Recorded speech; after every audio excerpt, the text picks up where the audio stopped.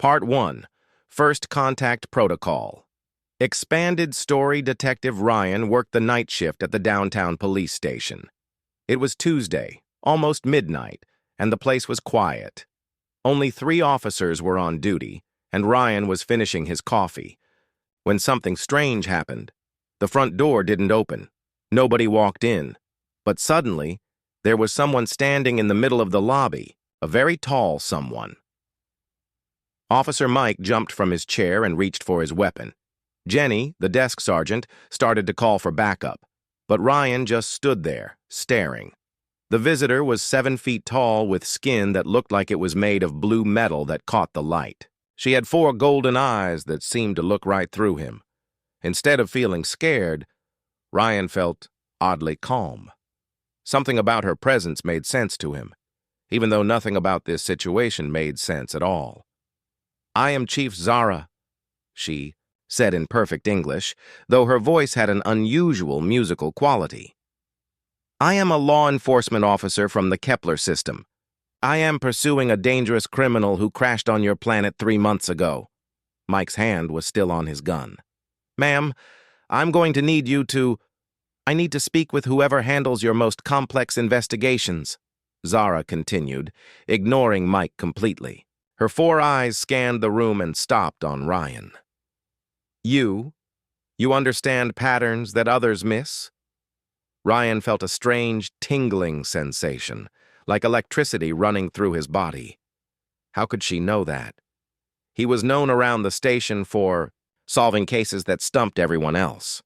Last month, he'd cracked a series of burglaries that had no obvious connections. The month before, he'd found a missing person by noticing details in security footage that 3 other detectives had overlooked. "How do you know that?" Ryan asked, stepping closer. Zara tilted her head slightly. "Your case files are impressive. Your solve rate is 93%. You see connections where others see coincidences. This is exactly what I need." Jenny was frantically typing on her computer, probably trying to figure out what protocol existed for alien visitors. Spoiler alert, there wasn't one. "Listen, lady," Mike said, trying to sound official. "I don't know what kind of costume party you escaped from, but..." Zara raised one hand, and suddenly Mike couldn't speak. Not because she hurt him, but because the air around him seemed to shimmer, and his voice just stopped working. Ryan watched in amazement as she demonstrated technology that belonged in science fiction movies. "The criminal I seek is extremely dangerous," Zara explained to Ryan, as if Mike wasn't there frantically trying to speak. "He can change his appearance to look like any human. He feeds on life energy, leaving victims weak and confused. Your people think they are getting sick, but they are being slowly drained." Ryan's mind started racing. Over the past 3 months, there had been reports of people feeling unusually tired and weak. Doctors couldn't find anything wrong. Some victims reported meeting charming strangers just before feeling ill. The cases were scattered across the city with no clear pattern. "The hospital reports," Ryan said slowly. "People coming in with exhaustion, memory problems, but no medical cause." Zara's golden eyes brightened. "Exactly. You see the connection immediately. This is why I need your help." She gestured toward the conference room. "May I set up my equipment? Time is critical. The creature grows stronger with each victim." Ryan looked at Mike, who was still trying to speak, and Jenny, who was staring at her computer screen like it might give her answers. This was definitely not covered in police academy training. "Okay," Ryan said, "but I need to understand what we're dealing with." As they walked toward the conference room, Zara explained that she was part of an interstellar police force. The criminal, called a Morphec, had stolen a ship and crashed on Earth while fleeing prosecution. These creatures were dangerous because they could perfectly mimic any person they observed, using this ability to get close to victims. "Why can't you catch it yourself?" Ryan asked. "I understand its technology and hunting patterns," Zara replied, "but I do not understand human behavior and social connections. The Morphec adapts to each world it visits. Here, it has learned to use your social customs and emotional needs against you." In the conference room, Zara began unpacking equipment that looked like it came from a different universe. devices that glowed with soft light, screens that floated in midair, and tools that seemed to respond to her thoughts. "This tracks energy. Signatures," she explained, showing Ryan a device that looked like a crystal sculpture. "Every living being has a unique energy pattern. The Morphex pattern is artificial, but it takes time to locate because it keeps moving and changing appearance." Ryan watched her work, fascinated.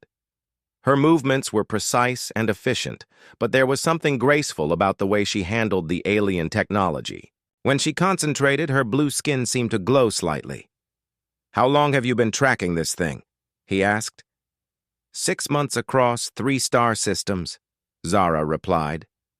"It always chooses worlds with species that form emotional bonds.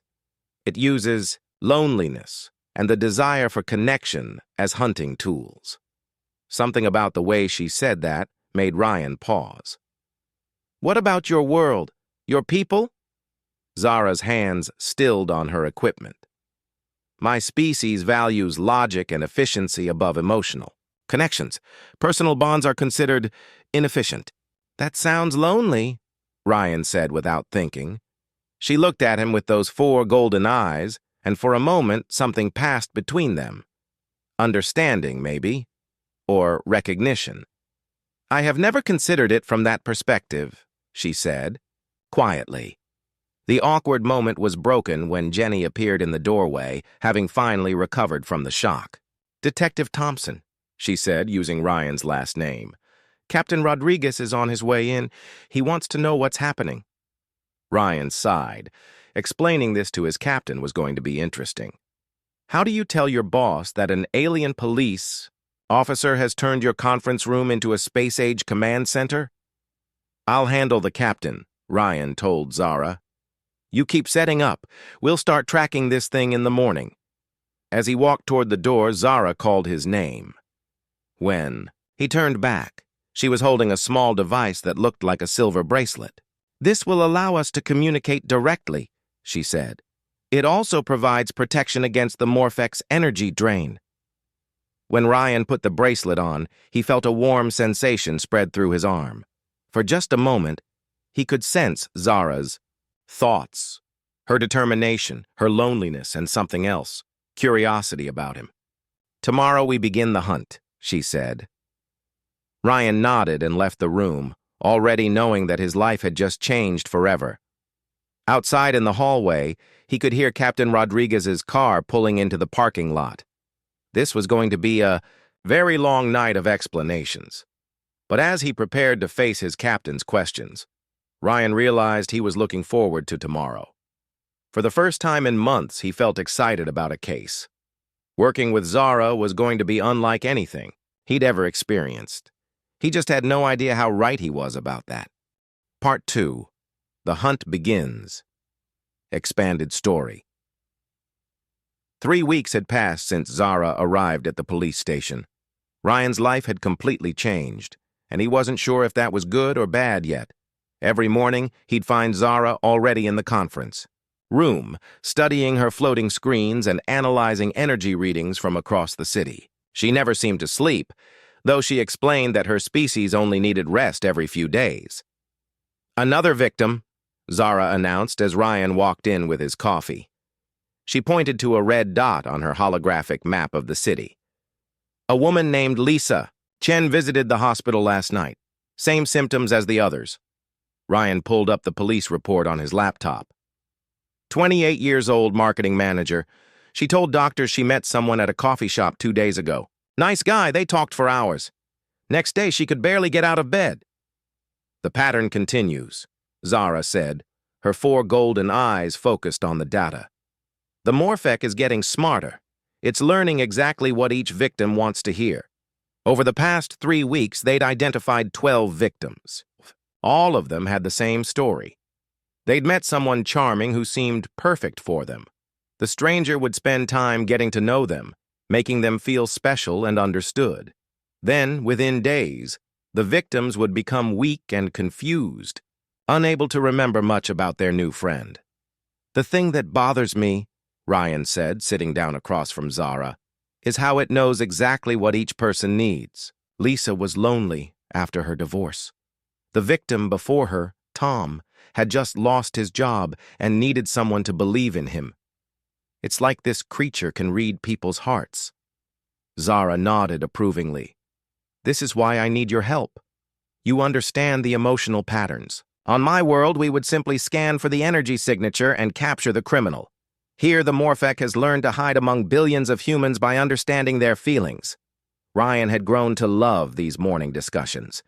Zara's mind worked differently than any human he'd ever met. She could process information incredibly fast and see patterns in data that would take him hours to find. But she struggled with understanding why humans made emotional decisions that seemed illogical. "Tell me about your world," Ryan said, taking a sip of his coffee. "What's it like?" Zara paused her work and looked at him. Over the weeks, Ryan had learned to read her expressions, despite having 4 eyes instead of 2. Right now, she looked thoughtful. "Everything is efficient," she said. "We have eliminated crime, hunger, and conflict through logic and planning. Each person has a role that matches their abilities perfectly. There is no confusion, no wasted energy on uncertain emotions." "Sounds perfect," Ryan said, though something in his tone made it clear he didn't think it sounded perfect at all. "I thought so too," Zara replied quietly. "Until I came here." She gestured toward the window where they could see people walking on the street below. "Your species makes so many mistakes. You choose partners who are wrong for you. You take jobs that make you unhappy. You waste time on activities that serve no logical purpose." "But," Ryan prompted, sensing there was more, "but you also create art that serves no function except beauty. You help strangers who cannot repay you. You love creatures that cannot contribute to society." She paused. "Yesterday, I watched a human spend 20 minutes helping an elderly man who had dropped his groceries. There was no benefit to her, yet she seemed happy to do it." Ryan smiled. "That's called being human." "I am beginning to understand why the Morphec chose this world," Zara said. "The connections your people form, even when they cause pain, create an energy that is powerful." Their conversation was interrupted when Ryan's phone rang. Another victim had been found.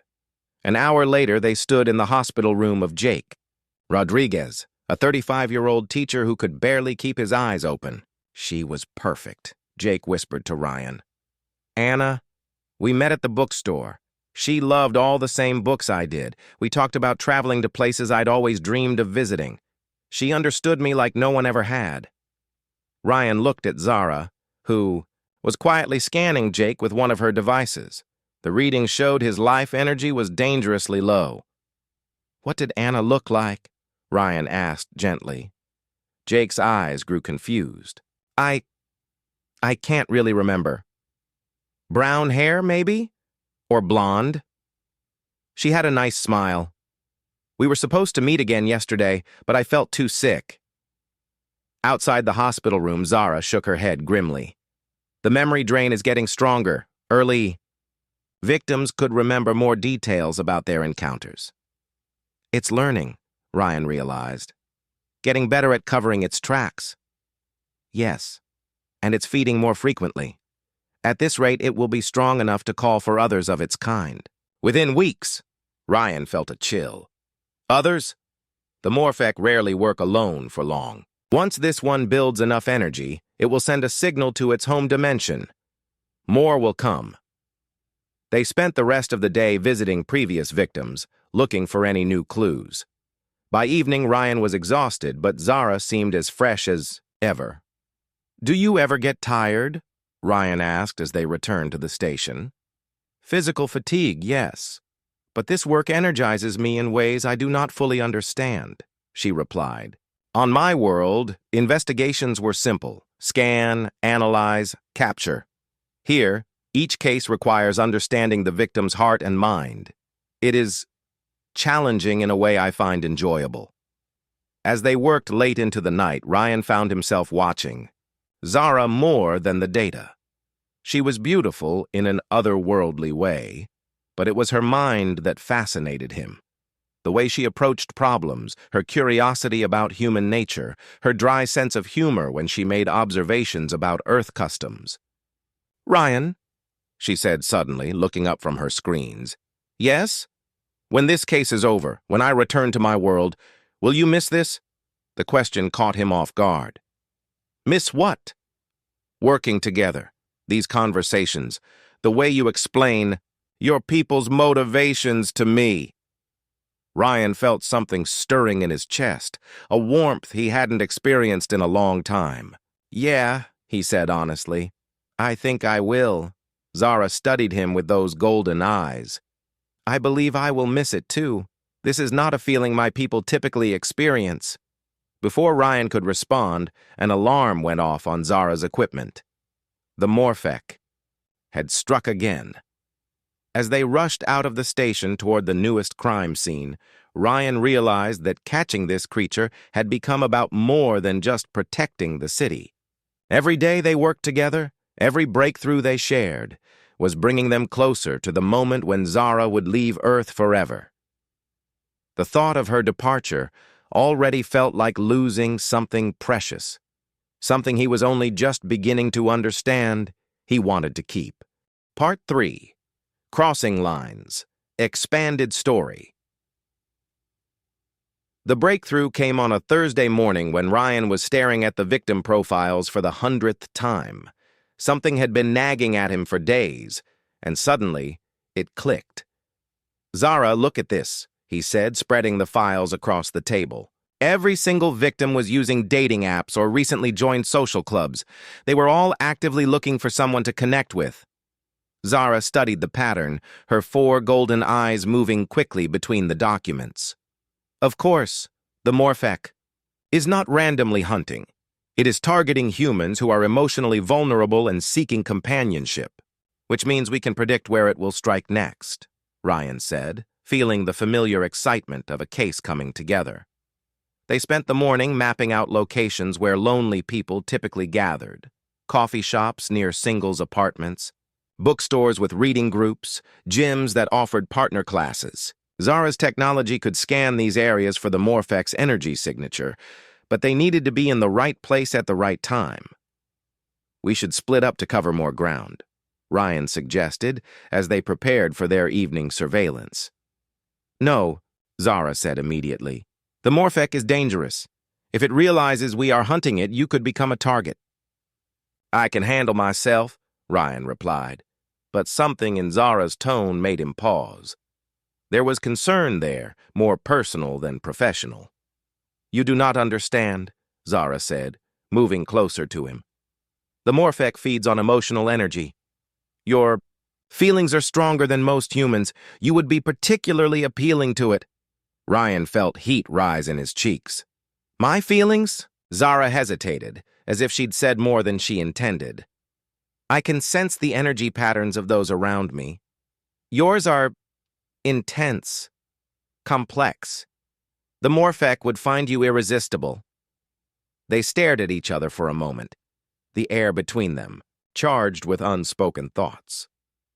Ryan had been trying to ignore his growing attraction to Zara, telling himself it was just the excitement of working together on something important. But the way she was looking at him now suggested his feelings weren't one-sided. "There's something I need to tell you," Zara said quietly. "Something about my species that you should know." Before she could continue, her scanner erupted with alarms. The Morphek was active, less than 6 blocks away. They rushed to the location, a trendy wine bar where a speed dating event was taking place. Perfect hunting ground for a creature that fed on loneliness and hope. "There," Zara whispered, pointing to a man sitting alone at the bar. He was handsome in a generic way, with dark hair and an easy smile. He was talking to a woman who looked completely enchanted by whatever he was saying, but Zara's scanner showed no human energy signature where the man was sitting. "That's our Morphek," Ryan realized. "We need to get that woman away from it without causing a scene." As they watched, the woman excused herself to go to the restroom. The moment she was gone, the Morphek's appearance shifted slightly. His hair became lighter, his features sharper. It was preparing to become whoever the next victim would find most attractive. "Now's our chance," Ryan said, starting toward the creature. "Wait," Zara grabbed his arm. "I need to prepare you first." "Prepare me for what?" Zara looked into his eyes with an intensity that made his heart race. "No human woman can satisfy you like I can," she said, her voice low and urgent. Ryan blinked, completely thrown by her words. "What?" "My species can form neural connections with other beings. We can share thoughts, emotions, even sensations. It creates a bond deeper than anything your people experience with each other." Her grip on his arm tightened. "If the Morphec tries to read your mind, you need to be connected to me. It's the only way to protect you from its influence." Ryan stared at her, his mind racing. "You're talking about linking our minds?" "Temporarily," Zara said, though something in her expression suggested it might not be as temporary as she claimed. "Do you trust me?" The woman was returning from the restroom. They were running out of time.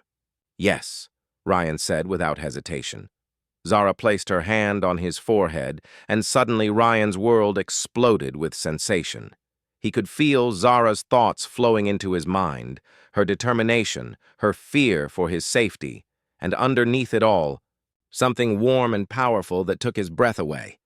She cared about him, really cared about him, in a way that went far beyond their professional partnership. But there was no time to process this revelation. The Morphec had noticed them watching and was standing up from the bar.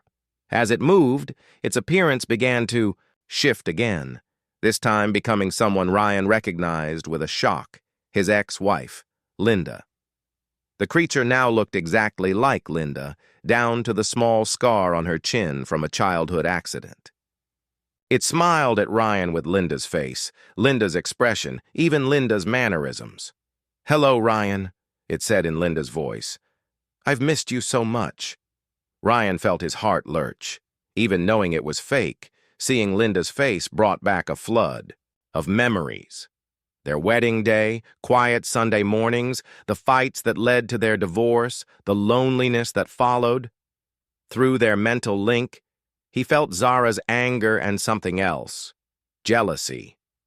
She was jealous of his reaction to seeing his ex-wife's face, even though she knew it was the creature wearing it like a mask.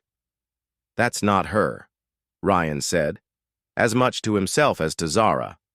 "I know you still love me," the Morphec said, taking a step closer. "I know you dream about me. Wonder what would have happened if we'd tried harder." Ryan felt the creature's power reaching for him, trying to tap into his emotional vulnerabilities. But Zara's presence in his mind created a barrier, her strength reinforcing his own. "You're right," Ryan said to the Morphec, surprising both it and Zara. "I do still have feelings about Linda, but not love, relief." The creature's perfect imitation of Linda's face showed confusion. "Relief that I learned what real connection feels like," Ryan continued, looking directly at Zara. Through their link, he let her feel his genuine emotions, his fascination with her mind, his attraction to her strength, his growing love for everything that made her uniquely herself. The Morphec snarled, its disguise beginning to slip as it realized its psychological attack had failed. Other people in the bar started to notice something was wrong as the creature's form flickered between Linda's appearance and something much less human. "Everyone out!" Ryan shouted, pulling out his badge. "Police emergency!" As people began to panic and flee, the Morphec abandoned its human disguise entirely. Its true form was disturbing, constantly shifting like liquid shadow with too many limbs and eyes that hurt to look at directly. "You cannot stop me," it hissed in a voice like breaking glass. "I have grown strong from feeding on your people's loneliness. Soon others will come and this world will become a feeding ground." Zara stepped forward, her alien technology glowing as she prepared to fight. But through their mental link, Ryan felt her uncertainty. The creature was stronger than she'd expected. "We do this together," Ryan said, drawing his weapon even though he wasn't sure bullets would work on something made of living shadow. Together, Zara agreed, and Ryan felt her gratitude flow through their connection like warm sunlight. The final battle was about to begin, but Ryan was no longer afraid. With Zara's mind linked to his, he felt complete in a way he'd never experienced. Whatever happened next, they would face it as partners in every sense of the word. The Morpheck lunged toward them, and Ryan understood that this moment would change everything, not just for their case, but for their future together. Part 4. The Final Confrontation, Expanded Story. The Morpheck's attack came faster than Ryan expected. One moment it was standing across the bar, the next it was flowing toward them like liquid darkness. Ryan fired 3 shots, but the bullets passed right through the creature's shifting form. "Physical weapons won't work!" Zara shouted, raising a device that looked like a silver wand. Energy blasted from it, striking the Morpheck and causing it to recoil with a sound like screaming metal. The creature recovered quickly, splitting itself into multiple shadowy forms that circled around them. Through their mental link, Ryan felt Zara's growing concern. She was strong, but the Morpheck had been feeding for months and was more powerful than she'd anticipated. "There are too many forms," Zara said, breathing hard as she fired energy blasts at the circling shadows. "I cannot track them all." Ryan watched the creatures move, his police training kicking in. "They're not all real," he realized. "Look at the shadows on the floor. Only one of them is casting a reflection." Zara followed his gaze and smiled grimly. "Your human intuition serves us well." She focused her weapon on the one shadow that had a reflection, and the other forms immediately vanished. The real Morpheck solidified, snarling with rage. "You think you have won?" it hissed. "I have already sent the signal. My kind know where to find this world now. More will come, and they will feast on your people's emotions until this planet is drained dry." Ryan felt ice in his veins. "What? Signal?" The Morpheck gestured toward the corner of the bar where a device Ryan hadn't noticed before was pulsing with strange light. It looked like a crystal tower, about 3 feet tall, connected to wires that disappeared into the wall. "A dimensional beacon," Zara explained, horror in her voice. "It has been broadcasting Earth's location across the galaxy." "How do we stop it?" Ryan asked. "Destroy the crystal, but—" Zara's warning was cut short as the Morpheck attacked again. This time, it didn't try to fight them directly. Instead, it began changing forms rapidly. First becoming Ryan's ex-wife again, then his deceased father, then his partner who had died in the line of duty 3 years ago. "Remember me, Ryan?" it said in his father's voice. "Remember how you promised to visit more often, but you were always too busy with work?" Ryan felt guilt crash over him like a wave. His father had died of a heart attack while Ryan was working a double shift. The last conversation they'd had was an argument about Ryan missing Sunday dinner again. Through their mental link, Zara felt his pain and immediately pushed her own strength into his mind, helping him resist the Morpheck's psychological attack. "Those are not your memories," she said firmly in his thoughts. "They are twisted reflections designed to weaken you." But the creature wasn't finished. It shifted again, this time becoming Zara herself, but a version of Zara that looked disappointed and disgusted. "Did you really think I could care for a primitive human?" the fake Zara said coldly. "You are nothing but a useful tool. When this is over, I will return to my advanced civilization and forget you ever existed." This attack hit harder than the others because part of Ryan feared it might be true. He was just a human detective from a small planet. What could he possibly offer someone like Zara? But through their link, he felt the real Zara's emotions, her genuine care for him, her fear of losing him, and something deeper that made his heart race. "Ryan," the real Zara said aloud, "what that creature shows you is false. What we share through this connection is real." She opened their mental link wider, and suddenly Ryan could feel everything she felt. Her admiration for his courage, her fascination with his compassion, her growing love for the way he saw beauty in imperfect things.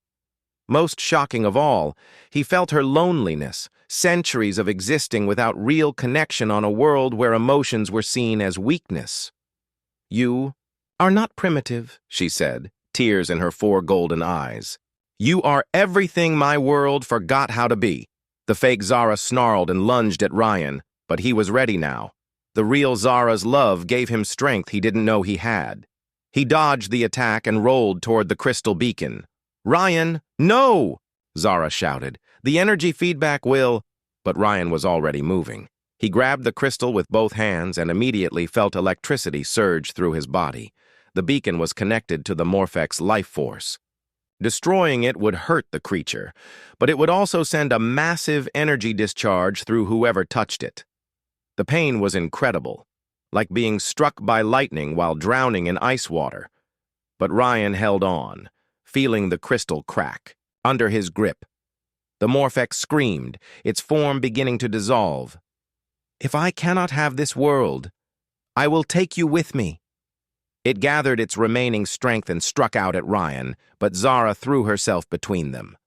The creature's attack hit her instead, and Ryan felt her pain through their mental connection as she collapsed. "Zara!" Ryan crushed the crystal completely, and the beacon exploded in a flash of light that sent the Morphec's scream echoing across dimensions before cutting off abruptly.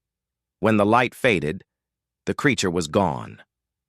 The threat to Earth was over, but Zara lay motionless on the floor. Ryan crawled over to her, his body still shaking from the energy discharge. Through their weakening mental link, he could feel her life force fading. "Don't you dare leave me," he whispered, holding her head in his lap. "Not now.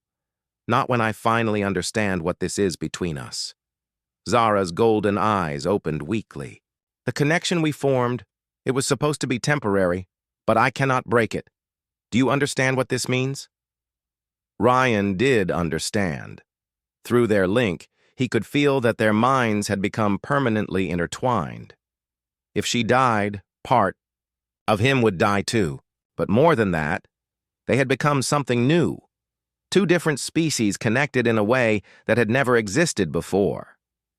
"It means we're stuck with each other," Ryan said, trying to smile despite his tears. "My people will not understand," Zara whispered. "A permanent bond with another species. They will see it as contamination." "Then don't go back," Ryan said simply. "Stay here, with me." Zara's breathing was getting weaker. "My ship. It comes tomorrow. They expect me to return and report on the mission." Ryan felt her slipping away and made a decision that surprised them both. Through their mental link, he pushed some of his own life energy into her, just as she had shared her strength with him during the fight. "If we're connected," he said, "then we share everything. My strength, your knowledge, my world, your technology." The energy transfer worked. Color returned to Zara's blue skin, and her breathing steadied. But Ryan could feel that the process had changed them both fundamentally. They were no longer quite human and alien. They were something in between. "Ryan," Zara said, sitting up, slowly, "what you have done. There is no going back from this." "Good," Ryan replied, helping her to her feet. "I don't want to go back. I want to go forward. With you." Outside, sirens were approaching as backup finally arrived. Soon, Ryan would have to explain to his captain why half a bar was destroyed and why there were scorch marks in the shape of something that didn't exist in any biology textbook. But for now, he just held Zara close and felt their merged consciousness settling into something stable and beautiful. Tomorrow would bring new challenges, her people's reaction, his world's questions, and the reality of building a life together across the vast differences between their species. Tonight, though, they had saved Earth and found something neither of them had been looking for. A love that transcended every boundary they had thought was permanent. Part 5. A New Reality. Expanded Story. 6 months later, Ryan stood on the observation deck of a starship, watching Earth slowly rotate below him. The blue marble that had been his entire world now looked small and precious from this distance. Through the mental link he shared with Zara, he could feel her approaching from behind. "Having second thoughts?" she asked, joining him at the viewing window. "Never," Ryan replied, and meant it. The path that had brought them here had been complicated, but he wouldn't change any of it. The morning after they defeated the Morpheck, Zara's ship had arrived as scheduled. Her superior, Commander Thane, was not pleased to learn that his best investigator had formed a permanent neural bond with a human. "This is unprecedented," Thane had said, his tall, silver-skinned form radiating disapproval. "Such emotional attachments compromise judgment and efficiency." "Then perhaps our judgment needed compromising," Zara had replied calmly. "This human helped me understand aspects of criminal behavior that pure logic could never reveal. Together, we stopped a threat that would have consumed this world and spread to others." The debate that followed lasted 3 days. Ryan had sat through hours of discussions conducted in Zara's musical language, understanding nothing but feeling everything through their connection. The Galactic Council was divided on whether their bond represented dangerous contamination or useful evolution. The decision came from an unexpected source.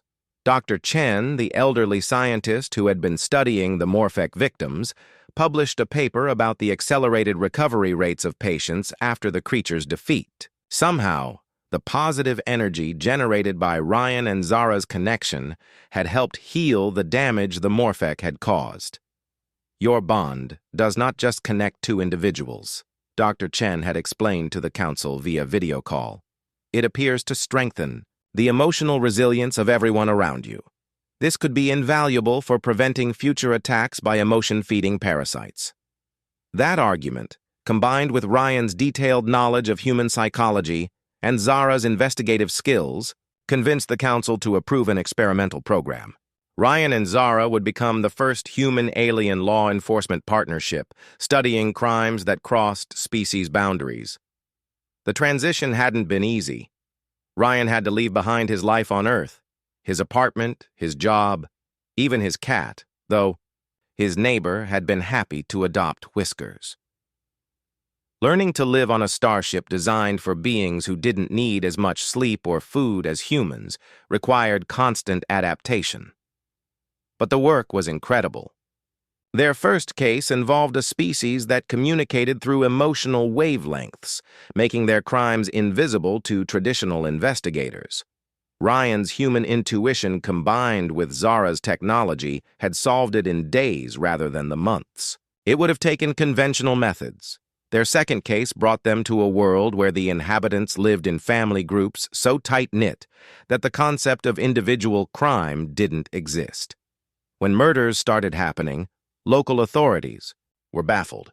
Ryan recognized the pattern of a serial killer from his Earth experience, while Zara's scans revealed the perpetrator was actually a refugee from another planet entirely. "We make a good team," Zara said now, pulling Ryan from his memories. "They both best," he agreed, wrapping his arms around her. Even after 6 months, touching her still sent electricity through his nervous system. The neural link made every emotion stronger, every sensation more vivid. "There is something I need to tell you," Zara said, her tone becoming serious. Through their connection, Ryan felt her nervousness. "What is it?" "The council has approved our request to return to Earth for a special assignment." Ryan's heart leaped. "We're going home?" "Not exactly." Zara turned to face him. "We are going to establish the first interstellar police academy. Earth will become a training center where humans and aliens learn to work together the way we do." Ryan stared at her, then burst into laughter. "You're telling me we're going to become teachers?" "Instructors," Zara corrected with a small smile. "Training the next generation of interspecies law enforcement teams." The idea was overwhelming and exciting at the same time. Going back to Earth, sharing what they'd learned, helping others form the kind of partnership that had changed both their lives. There's more, Zara continued. My people have been studying our bond. They believe it represents the next step in galactic evolution, the ability to truly understand and connect with other species through shared consciousness. Meaning we're not just partners anymore. We're pioneers. What we've created together could change how different worlds relate to each other. Ryan felt a flutter of anxiety. That's a lot of pressure. We have handled greater challenges, Zara reminded him, her confidence flowing through their link and steadying his nerves. She was right. They had faced down an interdimensional monster, convinced two different civilizations to work together, and built a relationship that everybody said was impossible. Teaching others to do the same seemed almost easy in comparison. When do we start? Ryan asked. As soon as we finish our current assignment. Zara gestured toward the ship's communication center, where reports were coming in about unusual energy readings near the Andromeda sector. It appears another Morphic has been spotted, Ryan groaned. I thought we'd seen the last of those things. The galaxy is large, and there are many threats we have not yet encountered. But each case teaches us something new about how different species can work together. As if summoned by their conversation, their current partner appeared in the observation deck doorway. Officer Kret was a crystalline being from the Vega system whose body looked like living gemstone. He communicated through light patterns that Ryan was still learning to read. The captain wants to see us, Kret's translated voice said through the ship's computer. We've received more details about the Andromeda situation. Duty calls, Ryan said to Zara, but he didn't move away from the window immediately. What are you thinking? Zara asked, sensing his contemplation through their bond. Just a year ago, I was a small-town detective solving burglaries and domestic disputes. Now I'm traveling between stars, working with beings I couldn't have, imagined and apparently helping to reshape galactic civilization. Do you miss your old life? Ryan considered the question seriously. There were things he missed. Sunday morning coffee in his favorite cafe, baseball games, the simple pleasure of a cheeseburger. But those were small losses compared to what he'd gained. I miss the simplicity sometimes, he admitted. But I wouldn't trade this for anything. You, the work we do, the difference we're making. It's everything I never knew I wanted. Zara smiled, her golden eyes bright with affection. When we return to Earth to start the academy, you can have all the cheeseburgers you want. And you can learn to appreciate pizza, Ryan replied. I think you'll like it once you get used to the concept of melted cheese. I look forward to expanding my understanding of human cuisine, Zara said diplomatically, though Ryan felt her skepticism through their link. As they walked toward the briefing room, Ryan reflected on how much their relationship had deepened. The initial attraction and professional respect had grown into something that was part romance, part partnership, and part shared consciousness. They were still individuals, but they were also something new, a blended being that was stronger and more capable than either could be alone.